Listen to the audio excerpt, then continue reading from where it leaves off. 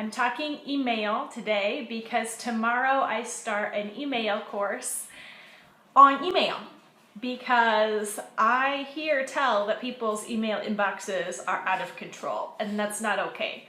And I've got the strategies to help you get that email inbox number down to 0, 5, 10, something where you can see all your emails on one screen so that you can actually deal with them and not have one more chaotic, cluttered place in your house. Your computer email inbox is another thing that we do have to manage. We get a lot of important emails, we get important bill notifications or scheduling things. Email is something we all have to learn how to handle, and it's really, really easy for it to just build up and become like that closet that we don't even want to look at because it's just a mess. So how many people have a messy inbox? I will tell you a few things this afternoon in this Periscope about calming that email chaos. All right, fess up time. How many emails do you have in your inbox? Brutal truth, how many emails? Right now, I actually have 17, which is a lot for me, but I can still see them all on one screen. About once a week, at least, I try to get to email inbox 0. 13,000. All right, anyone gonna beat that number? All right, Candace, 22. That's awesome. So you can't, it's just like having a closet or just like a mailbox. Like think about real, tangible email or mail in envelopes, right? If you have the mailman delivering, I don't know, how many emails do you think you get in one day? How many new emails are landing in your email inbox every day? Think about, exactly, you get over 100 emails a day. It is hard to keep track of. Like imagine a mailman delivering that many pieces of mail to your mailbox every day, and you have to go and get it. And even if they are mostly ads, mostly things you don't really want and you just delete them, still, just picture it as real envelopes or ads in your mailbox outside. That's still time to sort and toss and shred or just make decisions. Every single email that's landing in your inbox represents a decision you have to make. And that's why it's so draining and something that you just want to ignore and put off, because it is fatiguing, it is draining and exhausting. You send yourself emails, well, only if it helps. Because if your email inbox has thousands of emails in it, it's then it's not going to be a good place to put a reminder because it might get lost. But if your email inbox stays, between 0 and 20 or so, between 0 and 10, then having a reminder in there is going to work because you'll see it. But if there's a bunch of clutter in it, then you're not going to see it, just like it was a closet or a drawer. If you have, hundreds or thousands of little bits in a drawer, you're going to lose things. You're not going to be able to find what you need. So dealing with your inbox is just one more thing, like a drawer or a closet. You have to declutter it, and an initial big declutter helps a lot. And then every once in a while you have to go do those purgings because it's just going to build up again.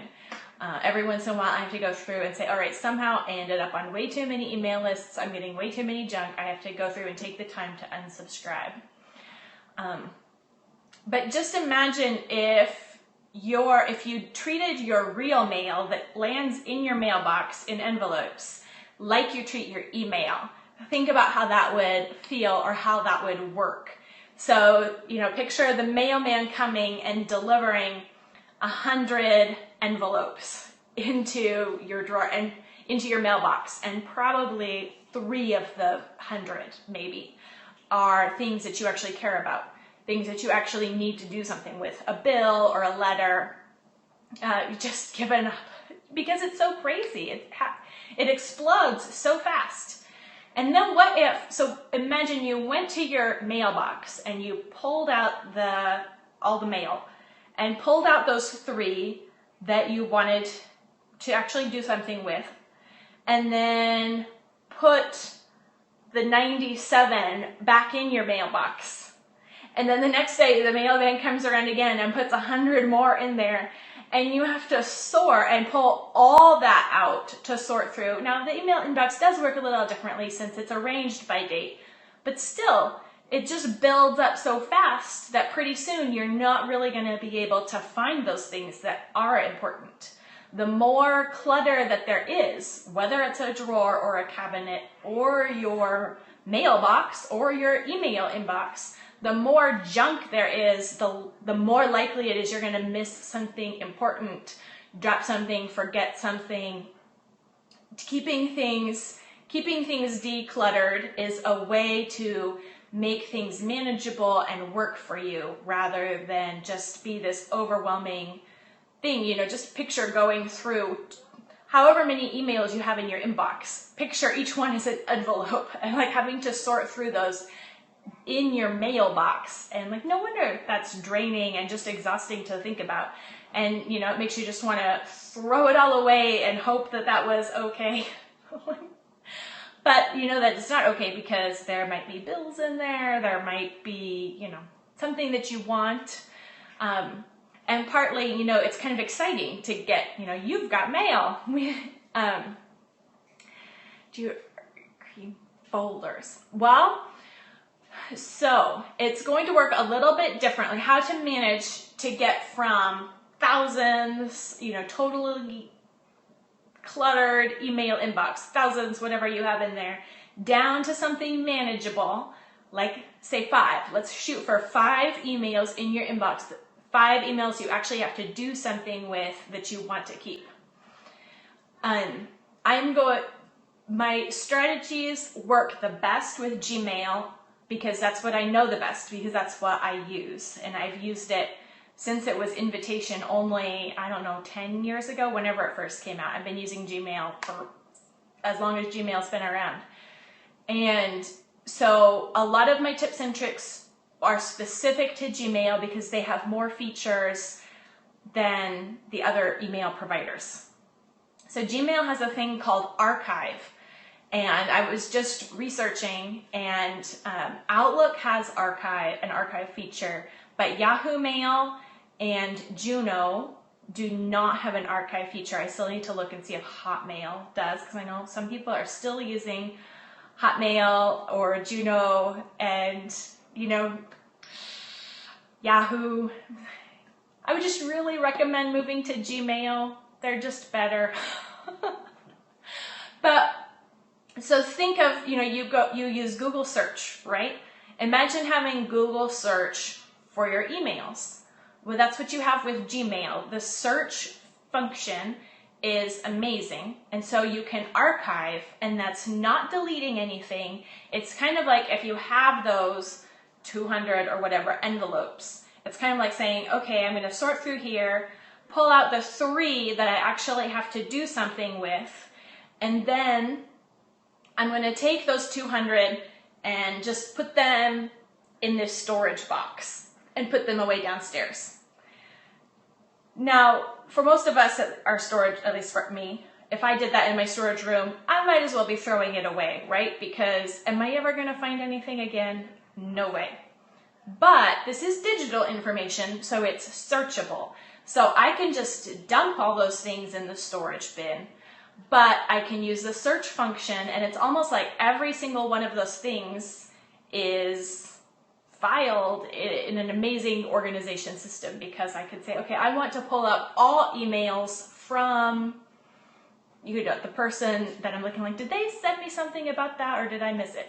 Or I can say, did I get a confirmation email about that Amazon order that I placed? And I could just search Amazon order, and it'll pull up every email that's from Amazon about an order, in chronological order.